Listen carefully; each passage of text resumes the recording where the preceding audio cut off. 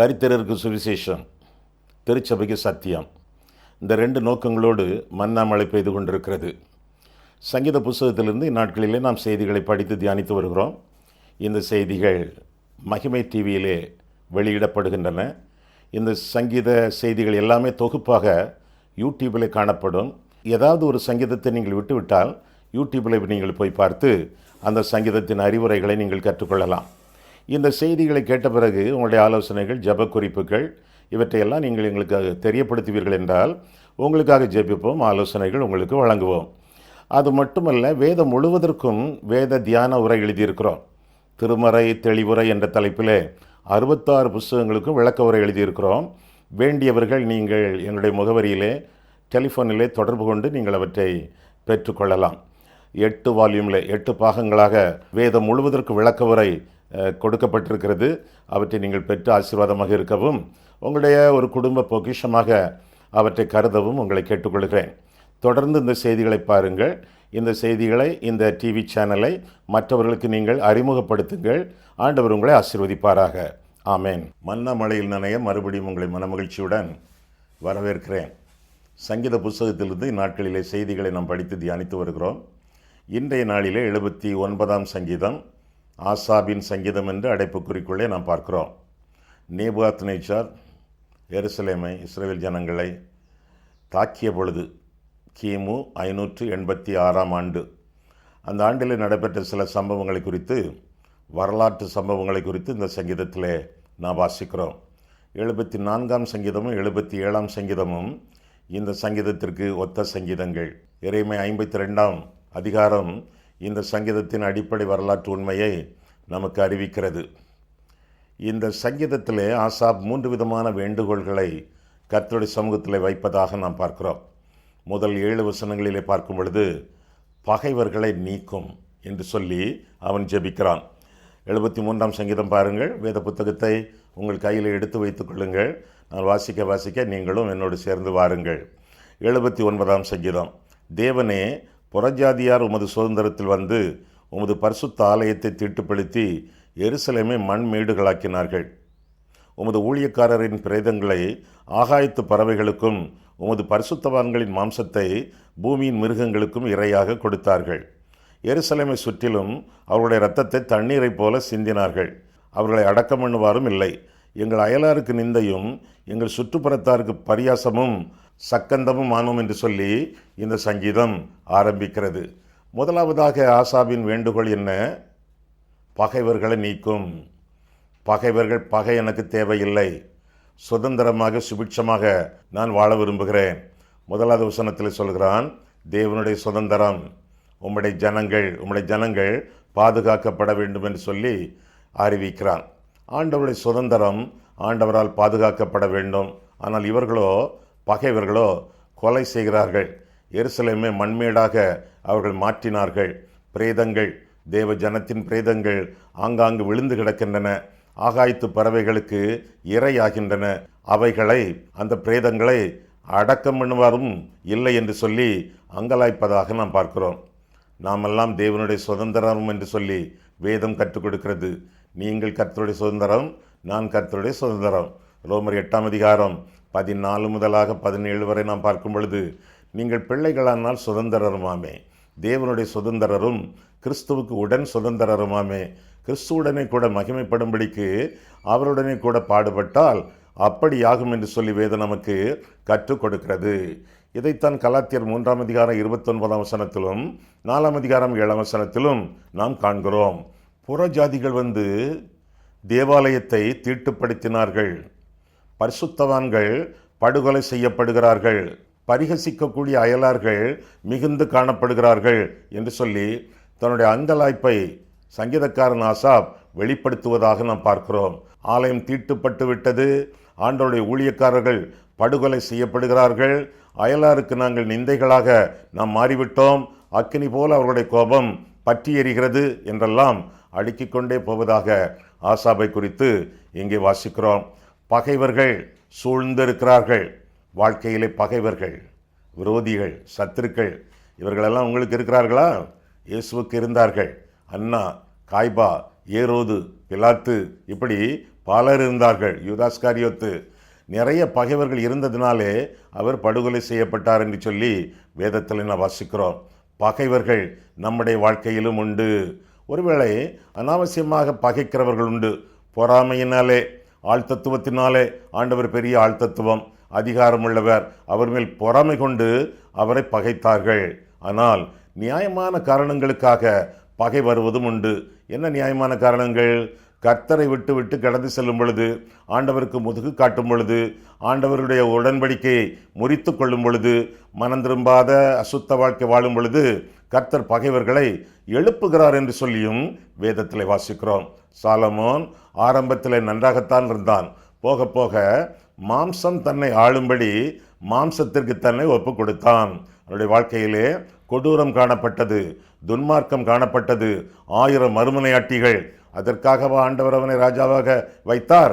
அவன் இருதயம் பின்வாங்கி போகாதபடிக்கு அவன் அநேகம் ஸ்திரீகளை படைக்கக்கூடாது என்று சொல்லி உபாகமம் 17:17 ராஜாக்களுக்கு கொடுக்கப்பட்ட கட்டளையாக காணப்படுகிறது. இந்த நியாயப்பிரமாண நெறிகள் எல்லாவற்றையும் முறித்துவிட்டு ஆண்டவருடைய உடன்படிக்கை மீறி சாலமோன் வாழ்ந்த பொழுது எதிரிகளை கர்த்தர் எழுப்பினார் என்று சொல்லி வேதம் நமக்கு கற்றுக் கொடுக்கிறது. எதிரிகளை ஆண்டவர் எழுப்புகிறார். சில வேளைகளிலே நம்மை சூழ்ந்து சில எதிரிகள் திடீரென்று முளைக்கும் பொழுது நம்முடைய வழிகளை, நம்முடைய வாழ்க்கையை ஆராய்ந்து பார்க்க வேண்டியது நம்முடைய கடமையாகும். சில காரணங்களை ஆசாப் கற்றுக் கொடுக்கும் பொழுது, ஆண்டவரே இந்த பகைவர்களை நீ நீக்கும், ஏனென்றால் இது உம்முடைய ஆலயம், நாங்கள் உம்முடைய ஊழியக்காரர்கள், உம்முடைய நாமம் மகிமை அடைய வேண்டும், உம்முடைய வல்லமை விளங்க வேண்டும், நிந்தைகள் எங்களை விட்டு அகல வேண்டும், உம்முடைய ஜனம் பரிசுத்தமாக பாதுகாக்கப்பட வேண்டும். அது மட்டுமல்ல, உம்முடைய துதியை நாங்கள் எங்கும் என்றும் சொல்லி வரத்தக்கதாக நீர் ஏதாவது செய்ய வேண்டும் ஆண்டவரே, பகைவர்களை நீக்க வேண்டும் என்று சொல்லி பிரார்த்திப்பதாக நாம் வேதத்திலே வாசிக்கிறோம். சில சமயங்களில் ஆண்டவர் பகைவர்களை நீக்குகிறார், சில சமயங்களில் ஆண்டவர் பகைவர்களை அப்படியே விட்டு வைக்கிறார். எதற்காக? எல்லாமே நம்முடைய நன்மைக்காகத்தான். எகிப்து மக்கள் இஸ்ரவேலரை தொடர்ந்து வரும் பொழுது அந்த பகைவர்களை ஆண்டவர் நீக்கினார், தண்ணீரிலே மூழ்கடித்தார் என்று சொல்லி வேதத்தில் நான் வாசிக்கிறோம். அதே வேளையிலே இயேசுவானவர் பிறந்த பொழுது முக்கியமான பகைவன் ஏரோது ராஜா, அந்த பகைவனை ஆண்டவர் நீக்கவில்லை. மரியாளை, யோசேப்பையும் இயேசுவையும் தான் இடத்தை காலி பண்ண ஆண்டவர் சொன்னதாக வேதத்தில் வாசிக்கிறோம். பிள்ளை கொலை செய்ய ஏரோது வகை தேடுகிறான். எனவே நீ தாயையும் சேயையும் கூட்டிக் கொண்டு எகிப்துக்கு ஓடிப்போய் என்று சொல்லி கர்த்தர் யோசேப்புக்கு கற்பித்தார் என்று சொல்லி வேதத்தில் நான் வாசிக்கிறோம். சில சமயங்களிலே நீக்குகிறார், சில சமயங்களிலே நிலைத்திருக்க பண்ணி ஆண்டவர் நம்மை காத்து கொள்கிறார். எப்படி யோசேப்பு ஆண்டவருடைய ஆலோசனைகளுக்கு கீழ்ப்படிந்து எகிப்துக்கு போனானோ அங்கே அவர்களை ஆண்டவர் காத்து கொண்டதாக வேதத்தில் நான் வாசிக்கிறோம். சில சமயங்களிலே பகைவர்களை நீக்குகிறார், சில சமயங்களிலே பகைவர்களை நம்மை சூழ வைத்து நமக்கு பாடம் புகட்டி ஆலோசனைகளுக்கு நாம் கீழ்ப்படுகிறோமா என்று சொல்லி ஆண்டவர் எதிர்பார்த்து கொண்டிருக்கிறார். முதலாவதாக அவனுடைய ஜெபம் பகைவரை நீக்கும். இரண்டாவதாக அவனுடைய ஜெபம் பாவங்களை நிவர்த்தியாக்கும். அநேக பகைகளுக்கும் அநேக பகைவர்களுக்கும் காரணம் பாவம். பாவத்தினாலே இந்த பகைவர்கள் நம்மை சூழ்ந்து கொள்வதாக வேதத்தில் நாம் வாசிக்கிறோம். புலம்பல் 3ஆம் அதிகாரத்தில் நாம் பார்க்கும் பொழுது, ஜெபம் உட்பிரவேசிக்க கூடாதபடிக்கு உம்மை மேகத்தால் மூடிக்கொண்டீர் என்று வாசிக்கிறோம். காரணம், நாங்கள் துரோகம் பண்ணினோம், கலகம் பண்ணினோம். வாழ்க்கையிலே துரோகமும் கலகமும் நாம் செய்யும் பொழுது, ஆண்டவர் சொல்லுக்கு கீழ்ப்படியாமல் மீறி நடக்கும் பொழுது, நம்முடைய சுயமதியை நெறியன் உகந்து சாய்ந்து ஆண்டவருக்கு புறமுதுகு காட்டும் பொழுது பகைவர்கள் உதிக்கிறார்கள். அவர்களை உதிக்க பண்ணுவது தெய்வம். எதற்காக? மீண்டுமாக ஆண்டவருடைய பரிசுத்த பாதையிலே நாம் வந்து சேரத்தக்கதாக. உமது கோலும் உமது தடியும் என்னை தேற்றும் என்று சொல்லி நான் வேதத்தில் வாசிக்கிறோமே. 23ஆம் சங்கீதத்திலே கோல் என்பது கிருபையை குறிப்பிடுகிறது, தடி என்பது சிட்சையை குறிப்பிடுகிறது. கோல் என்றால் அது 6 அடி நீளமுள்ள ஒரு கோல், அதன் நுனியிலே ஒரு கொக்கி, அதை வைத்து மரங்களில் உள்ள இலைகளை, காய்களை, பழங்களை பறித்து போடுவான் மேய்ப்பன். ஆடுகள் அவற்றை உண்ணும். கோல் கிருபை, போஷிக்கிறது. தடி என்பது அப்படி அல்ல, அது ஏறக்குறைய ஒரு 3 அடி நீளமாக இருக்கும். ஆடுகள் மந்தையை விட்டு வழி விலகி செல்லும் பொழுது மேய்ப்பன் போய் ஒரு அடி அடிப்பான், தடியினாலே திரும்ப மந்தையில வந்து சேரும். அல்லது இன்னும் அது தூரம் போய் விட்டதென்றால் தடியை தூக்கி எறிவான், அது ஆட்டின் மேலே பட்டு வலி தாங்காமல் மீண்டும் மந்தையிலே வந்து சேரும். தடி என்பது சிக்ஷை. கோலும் தேற்றும் தடியும் தேற்றும். எந்த காரணியை கர்த்தர் பயன்படுத்தினாலும் நம்முடைய சொந்த வாழ்க்கை நன்றாக இருக்க வேண்டும், ஆண்டவருக்கு பிரியமாக, ஆண்டவருக்கு பிரீதியாக விளங்க வேண்டும் என்று கருதித்தான் ஆண்டவர் இந்த கிருபையின் எத்தனங்களை நம்முடைய வாழ்க்கையில பயன்படுத்துகிறார் என்று சொல்லி நாம் அறிந்து கொள்ள வேண்டும். மாறாக எந்த எதிரியும் நம்முடைய வாழ்க்கையிலே நிரந்தரமாக இருப்பது இல்லை. அப்போஸ்தலர் 12ஆம் அதிகாரத்திலே அதைத்தானே நாம் பார்க்கிறோம். அப்போஸ்தலர் 12ஆம் அதிகாரத்தில் என்ன நடந்தது? பேதுருவை கொல்லுவதற்காக சிறையிலே போட்டான் ஏரோது ராஜா. ஏரோது ராஜா கொலை செய்யப்பட்டான், பேதுரு தப்புவிக்கப்பட்டான். எவன் சாவான் என்று நினைத்தார்களோ அவன் பிழைத்து கொண்டான். எவனை சாகடிக்க வேண்டும் என்று நினைத்தானோ அவன் கொல்லப்பட்டான். இதுதானே வேதம், இதுதானே ஆண்டவருடைய செயலாற்றும் வரலாறு. இதைத்தானே தம்முடைய பிள்ளைகளுக்கு ஆண்டவர் செய்து தங்களை நன்றியறிதலோடு வாழத்தக்கதாக ஆண்டவர் நடத்துகிறார். எனவே பகைவர்கள் கொஞ்ச காலம், ரொம்ப காலம் அல்ல, அவர்களையும் ஜபத்தில் மூழ்கடித்து வாழ வேண்டியது நம்முடைய கடமை என்று சொல்லி வேதம் நமக்கு தெளிவாக கற்றுக் கொடுக்கிறது. பாலிலே பிஸ்கட்டை சில சமயங்களிலே மூழ்கடித்து சாப்பிடுவார்கள். பன் எடுத்து அதை பீத்து காப்பியிலோ பாலிலோ மூழ்க வைத்து சாப்பிடுவார்கள். காரணம், அது மிருதுவாக மாறும், வாய்க்குள்ளே போகும் பொழுது வலிக்கு கொண்டே தொண்டைக்குள்ளே போய்விடும். அல்வா போல. அதுபோல பகைவர்கள் ஜபத்திலே மூழ்கடிக்கப்படும் பொழுது அவர்கள் மிருதுவாக மாறலாம், அல்லது கரைந்து மறைந்து தொப்பென்று விழுந்து விடலாம், காணாமலேயே போய்விடலாம். எனவே பகைவர்கள் என்று வரும் பொழுது அவர்களை ஜபத்திலே மூழ்கடியுங்கள். உங்களுக்கு எத்தனை பகைவர்கள் உண்டு? அவர்கள் பெயர்கள் என்னென்ன? அந்த பெயர்களை சொல்லி சொல்லி அவர்களுக்காக ஜபித்திருக்கிறீர்களா? இல்லைன்னு சொல்வீங்க போலயே, உங்கள் முகத்தில் அப்படி தெரியுத. அப்படி இல்லை என்று சொல்வீர்கள் என்றால் இன்று முதல் பகைவர்களை ஒரு லிஸ்ட் போடுங்க, ஒரு பட்டியல் போடுங்க, பேர் பேரா வாசித்து அவர்களுக்காக ஜெபியுங்கள். மாற்றத்தை காண்பீர்கள். ஒன்று அவர்களுடைய மனது மிருதுவாக மாறும், அல்லது கரைந்து மறைந்து காணாமலேயே போய்விடுவார்கள். ஜபத்திலே பகைவர்களை மூழ்கடிக்க வேண்டியது நம்முடைய கடமை. பகைவர்களை நீக்கும், இரண்டாவதாக பாவங்களை நிவர்த்தியாக்கும் என்று சொல்லி 8ஆம் 9ஆம் வசனங்களிலே நாம் படிக்கிறோம். 8ஆம் 9ஆம் வசனங்கள் என்னென்ன? பூர்வ காலத்து அக்கிரமங்களை எங்களுக்கு விரோதமாக நினையாதேயும், உம்முடைய இரக்கங்கள் சீக்கிரமாக எங்களுக்கு நேரிடுவதாக. நாங்கள் மிகவும் தாழ்த்தப்பட்டு போனோம். எங்களை ரட்சிக்கும் தேவனே, நீர் உமது நாமத்தின் மகிமை நிமித்தம் எங்களுக்கு உதவி செய்து உமது நாமத்தின் நிமித்தம் எங்களை விடுவித்து எங்கள் பாவங்களை நிவர்த்தியாக்கும் என்று சொல்லி சங்கீதக்காரன் ஆசாப் ஜெபிப்பதாக நாம் வேதத்தில் வாசிக்கிறோம். முதலாவதாக பகைவர்களை நீக்கும், இரண்டாவதாக பாவங்களை நிவர்த்தியாக்கும். பாவங்களை நிவர்த்தியாக்கத்தான் இயேசுவானவர் இந்த உலகத்திலே வந்தார். பாவிகளை ரட்சிக்க கிறிஸ்து இயேசு உலகத்தில் வந்தார் என்று சொல்லி வேதம் நமக்கு கற்றுக் கொடுக்கிறது. ஆனால் வாழ்க்கையிலே பகை பெருகும் பொழுது பாவம் பெருகி கொண்டிருக்கிறது என்பது அர்த்தமாகும். பாவங்களை விட்டு ஓய்ந்து வாழ வேண்டியது நம்முடைய கடமை. செய்த பாவங்கள் எல்லாவற்றையும் ஆண்டவருடைய சமூகத்தில் அறிக்கையிட்டு, ஆண்டவரே, நான் ஒரு பாவி, உம்முடைய இரக்கம், உம்முடைய கிருபை எனக்கு தேவை என்று சொல்லி உம்முடைய இரத்தத்தினாலும் உம்முடைய இரக்கங்களினாலும் என்னை மன்னித்து என்னை ரட்சித்து என்னை உம்முடைய கிருபையினாலும் மகிமையினாலும் முடிசூட்டி நான் உமக்காக வாழத்தக்கதாக என்னை ஒப்புக் கொடுக்கிறேன். ஆண்டவரே, என்னை வழி நடத்தும் என்று சொல்லி ஆண்டவருக்கு நம்முடைய வாழ்க்கையை தத்தம் செய்வது நல்லது. பகை பகை பகை என்று சொல்லி போராடி கொண்டிருக்காமல் கர்த்தருக்கு உங்களுடைய வாழ்க்கையை ஒப்புக் கொடுங்கள். ஆண்டவர் உங்களை வேலி அடைத்து காத்து கொள்வார். உங்களுக்கு அரணான கோட்டையாக இருப்பார், உங்களுக்கு இரத்த கோட்டையாக இருப்பார். தூதர்கள் எல்லாம் உங்களை வலம் வந்து உங்களை சூழ்ந்து கொள்வார்கள். பயப்படாமல் இருப்பீர்கள், அஞ்சாமல் இந்த உலகத்திலே வாழ்வீர்கள். எல்லா பகைகளுக்கு காரணம், முக்கியமான காரணம் பாவ மன்னிப்பு இல்லாமை. பாவங்கள் மன்னிக்கப்படும் பொழுது பகைகள் ஒவ்வொன்றாக விலகும். எனவே இரண்டாவதாக பாவங்களை நிவர்த்தியாக்கும் என்று சொல்லி சங்கீதக்காரன் ஆசாப் ஜெபிப்பதாக இந்த பகுதியிலே நாம் வாசிக்கிறோம். ஆண்டவருடைய இரக்கங்கள் நமக்கு தேவை, ஆண்டவருடைய இரத்தம் நமக்கு தேவை. ஆண்டவருடைய இரக்கத்தினாலும் ஆண்டவருடைய இரத்தத்தினாலும் ஆண்டவர் நம்மை மீட்டுக் கொள்கிறார் என்று சொல்லி வேதத்திலே நாம் தெளிவாக கற்றுக்கொள்கிறோம். ஆமாம், உங்களுடைய பாவங்கள் மன்னிக்கப்பட்டிருக்கின்றனவா? மன்னிக்கப்பட்ட மக்களாக நீங்கள் ஜீவித்து கொண்டிருக்கிறீர்களா? இல்லை என்றால் மன்னிப்பு கேட்டு ஆண்டவருடைய சமூகத்தில் ஒப்புரவாக வேண்டியது உங்களுடைய கடமை.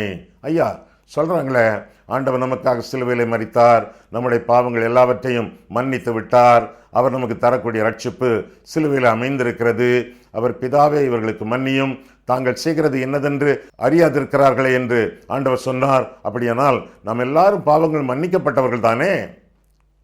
மன்னிக்கப்பட்டவர்கள் தான், மன்னிப்பை பெற்றவர்கள் அல்லர். அநேகர் மன்னிக்கப்பட்டவர்கள், இன்னும் அநேகர் மன்னிக்கப்படாதவர்கள். எப்படி? மன்னிக்கப்பட்டவர்கள் மன்னிப்பை பெறாமல் வாழ்வதற்கு ஒரே காரணம் மனம் திரும்பாமை. அந்த 2 கள்ளர்களையுமே ஆண்டவர் மன்னித்தாரே. பிதாவே இவர்களுக்கு மன்னியும், தாங்கள் செய்கிறது என்னதென்று அறியாதிருக்கிறார்கள் என்று சொல்லி கள்ளர்களுக்காகவும் கர்த்தர் பரிந்துரை செய்தாரே. ஒருவனுக்கு மன்னிப்பு கிடைத்தது, மற்றவனுக்கு மன்னிப்பு கிடைக்கவில்லை. அந்த ஆளோடு ஆண்டவர் பேசவே இல்லையே. ஏன் பேசவில்லை? ஒருவன் மனம் திரும்பினான், அடுத்தவன் மனம் திரும்பவில்லை. மனம் திரும்பாதவனுக்கு மன்னிப்பு இல்லை, மனம் திரும்பினவனுக்கு மன்னிப்பு. ஆண்டவர் மன்னித்தார் என்று சொல்லி வேதம் கற்றுக் கொடுக்கிறது.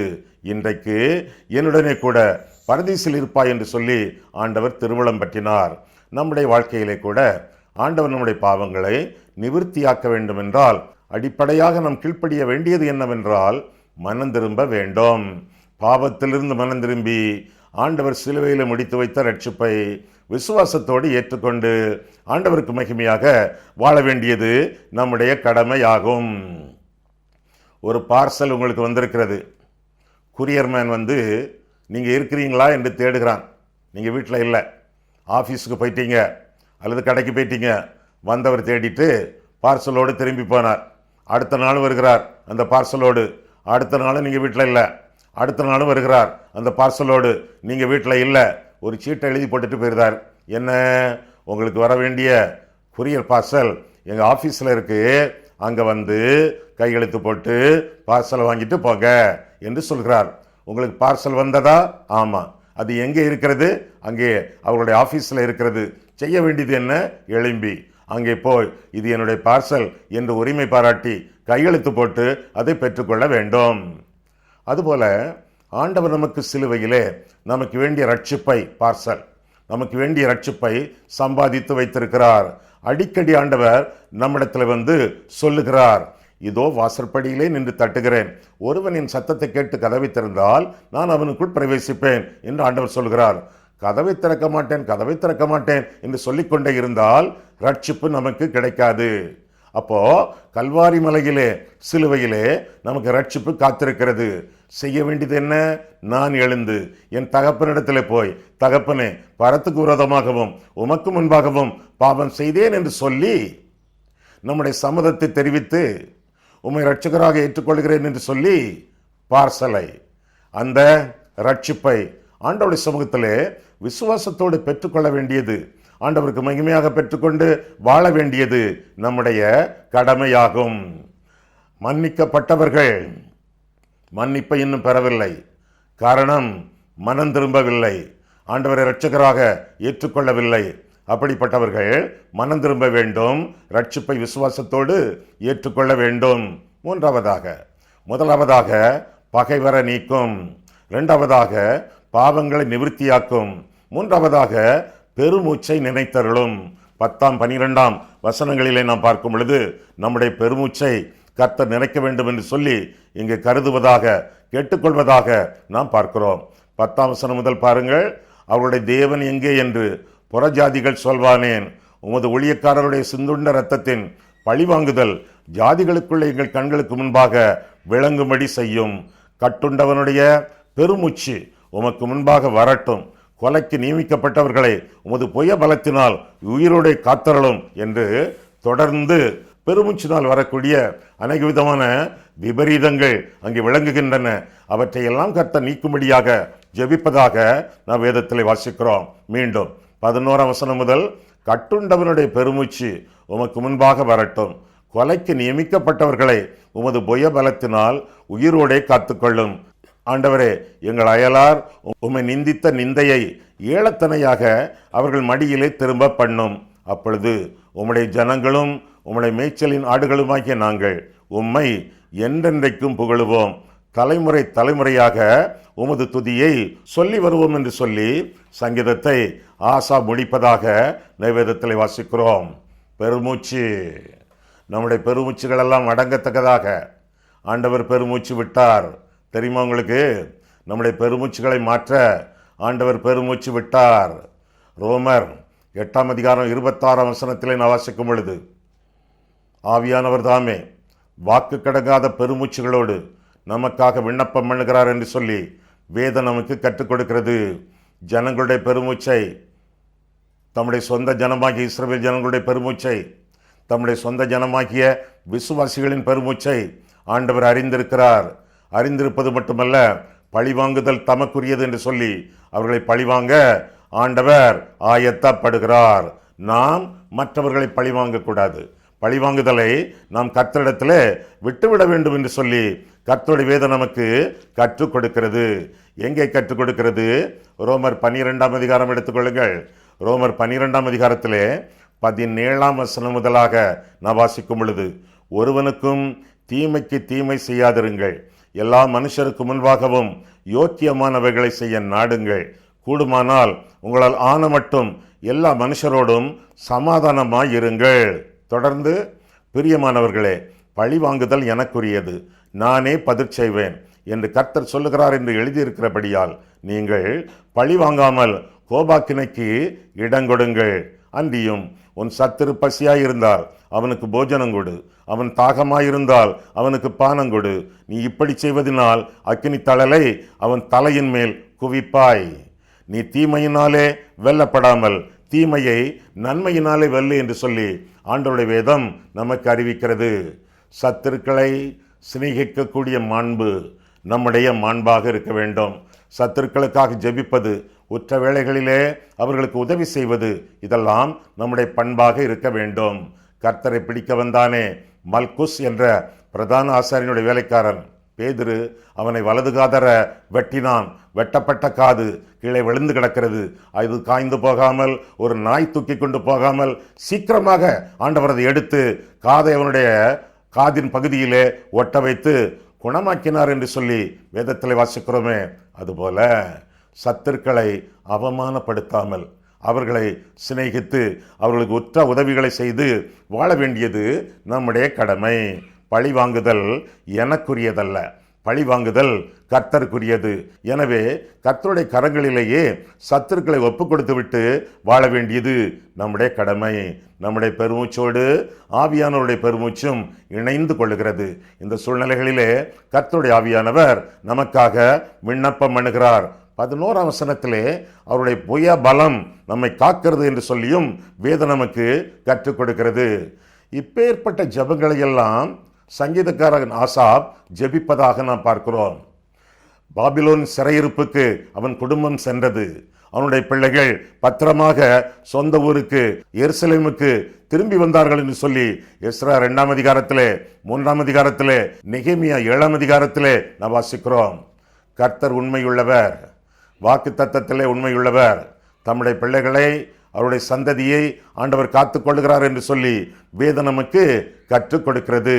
ஆக பகைவர்களை நீக்கும், பாவங்களை நிவர்த்தியாக்கும், பெருமூச்சை நினைத்தருளும் என்று ஜெபிக்கும் பொழுது கர்த்தர் உண்மையுள்ளவராக இருந்து வாக்கு தத்தத்தை நிறைவேற்றுவதிலே உண்மையுள்ளவராக இருந்து நமக்கு வேண்டிய காரியங்களை ஆண்டவர் கற்றுக் கொடுத்து நமக்கு வேண்டிய காரியங்களை ஆண்டவர் நிறைவேற்றி நம்மை ஆசீர்வதிக்கிறார். அப்படி என்றால் நாம் அதற்கு பிரதி உத்தரமாக என்ன செய்ய வேண்டும்? என்ன செய்ய வேண்டும் என்றால் 13ஆம் வசனத்திலே 3 காரியங்களை நாம் பார்க்கிறோம். முதலாவதாக புகழுவோம், கர்த்தருடைய நாமத்தை புகழுவோம், புகழ்ந்து மேன்மை பாராட்டுவோம். இரண்டாவதாக பிரஸ்தாபப்படுத்துவோம், கர்த்தருடைய நாமத்தின் மகிமையை பிரஸ்தாபப்படுத்துவோம். 9ஆம் 12ஆம் வசனங்களிலே அவருடைய மகிமையை புகழுவோம். 3ஆம் 10ஆம் வசனங்களிலே அவருடைய நீதியை புகழுவோம். 11ஆம் வசனத்திலே அவருடைய இரக்கங்களை புகழுவோம். அவருடைய மகிமையை, அவருடைய நீதியை, அவருடைய இரக்கங்களை புகழுவோம், பிரஸ்தாபப்படுத்துவோம், மற்றவர்களுக்கு அறிவிப்போம். ஏன் மற்றவர்களுக்கு அறிவிக்க வேண்டும்? முதலாவதாக நாம் சாட்சி பகரத்தக்கதாக, இரண்டாவதாக அவர்கள் ஆண்டவருக்கு மகிமையாக, ஆண்டவருக்குள்ளாக, ஆண்டவருக்காக ஆதாயப்படுத்தப்படுவதற்காக. புகழுவோம், பிரஸ்தாபப்படுத்துவோம், அது மட்டுமல்ல பின்பற்றுவோம். அவரை பின்பற்றுவோம் என்று சொல்லியும் இந்த சங்கீதம் முடிகிறது. ஆண்டவரை பின்பற்றி வாழ நாம் அழைக்கப்படுகிறோம். காரணம், நாம் எல்லாம் அவருடைய கைக்குள்ளான ஆடுகளுமாமே. என் ஆடுகள் என் சத்தத்திற்கு செவி கொடுக்கிறது, என் ஆடுகள் எனக்கு பின் செல்கிறது என்று ஆண்டவர் சொன்னாரே. ஆண்டவர் விரும்பக்கூடிய ஆடுகளாக இந்த உலகத்திலே அனுதினமும் நாம் வாழத்தக்கதாக அவருக்கு செவி கொடுப்போம், அவரை பின்பற்றுவோம். அவருக்கு செவி கொடுத்தல் என்றால் என்ன அர்த்தம்? அவருடைய சத்திய வசனங்களை வாசித்து அந்த வசனங்கள் ஒவ்வொன்றிற்கும் கீழ்ப்படிய நம்மை ஒப்பு கொடுப்போம், செவி கொடுப்போம், பின்பற்றுவோம். அவருடைய பாதையிலே நாம் வழிநடப்போம். அங்குமிங்கும் போகாமல், காணாமல் போன ஆடுகளைப் போல அங்குமிங்கும் சிதறி செல்லாமல், வழியை விட்டு அகன்று சுயமதியை சார்ந்து பிரேதத்தை பார்க்க சென்றானே, சிங்கத்தின் பிணத்தை பார்க்க சென்றானே சிம்சோன், அவனைப் போல வழி தப்பி போகாமல் கர்த்தர் காட்டிய வழி, கர்த்தரே அந்த வழி, அவரை பின்பற்றி வாழத்தக்கதாக நம்முடைய ஜீவித்தை கர்த்தருக்கு ஒப்பு கொடுப்போம். கண்களை மூடுவோம், கர்த்தரை பார்ப்போம். அன்புள்ள ஆண்டவரே, உம்முடைய வசனங்களை ஆராயவும், எங்கள் வாழ்க்கையை ஆராயவும் உம்முடைய சந்நிதியிலே எங்களை வழிநடத்தினீர். அதற்காக உமக்கு ஸ்தோத்திரம் சுவாமி.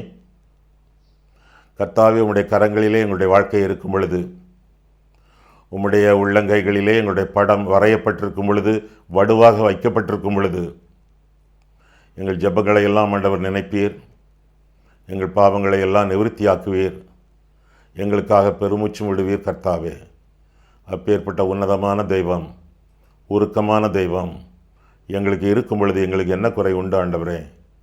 எனவே குறைவின்றி நிறைவாக இந்த உலகத்தில் வாழத்தக்கதாக உம்மையை நோக்கி பார்த்து பிழைத்து பிரகாசமடைந்து உமக்காக நீர் எங்களுக்கு கொடுத்த வாழ்க்கையை வாழ்ந்து முன்னேறி செல்லத்தக்கதாக கிருபை செய்யும். இயேசு கிறிஸ்துவின் நாமத்தில் ஜெபிக்கிறோம் பிதாவே, ஆமேன்.